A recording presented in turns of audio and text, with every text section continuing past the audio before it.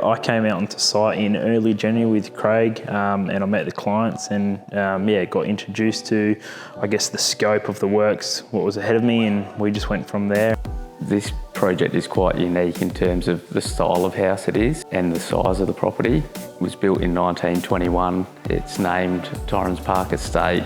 Roger and Judy came to us. They were tossing up whether to look at moving. They loved the area. Judy always wanted to renovate a really grand old place and quite solid in its construction too. Demo on this job was, I guess, quite massive. We had a lot of rubbish and rubble to come out of this job with a lot of the walls coming out.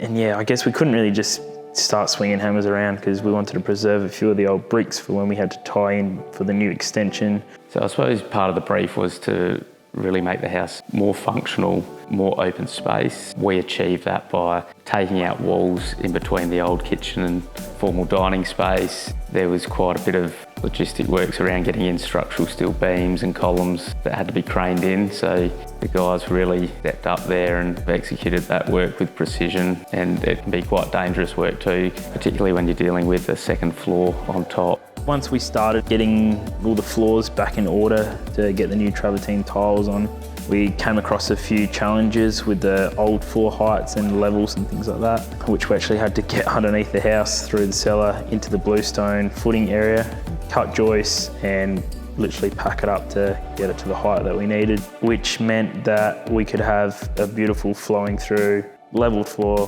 Probably one of the larger aspects of this project was the re-roof.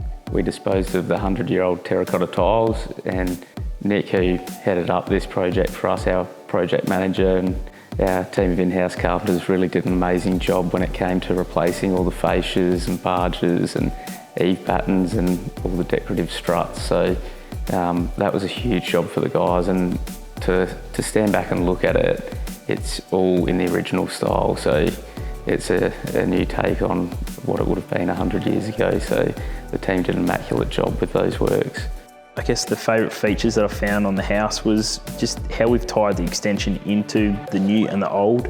To be honest, I personally don't think you can tell. The way that we cut the roof into the existing roof, the challenges that we faced with the levels, the heights, just making it all work, everything just played out perfectly.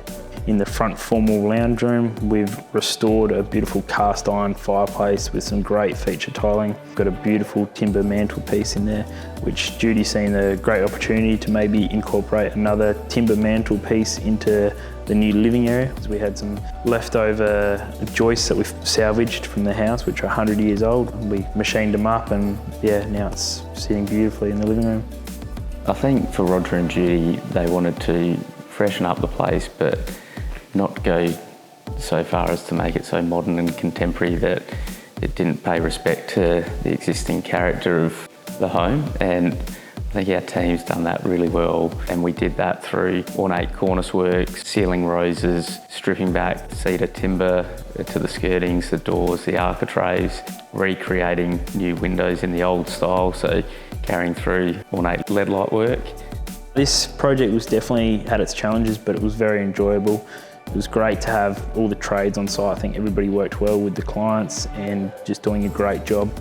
It was really nice to hand the project back to Roger and Judy late last year and just, I guess, come back in a month's time and see them moved in, living in the space that we've created with all their furniture. And yeah, when we came back, we took some time and went through it with Roger and Judy and hung up all their beautiful artwork and stuff around the house for them.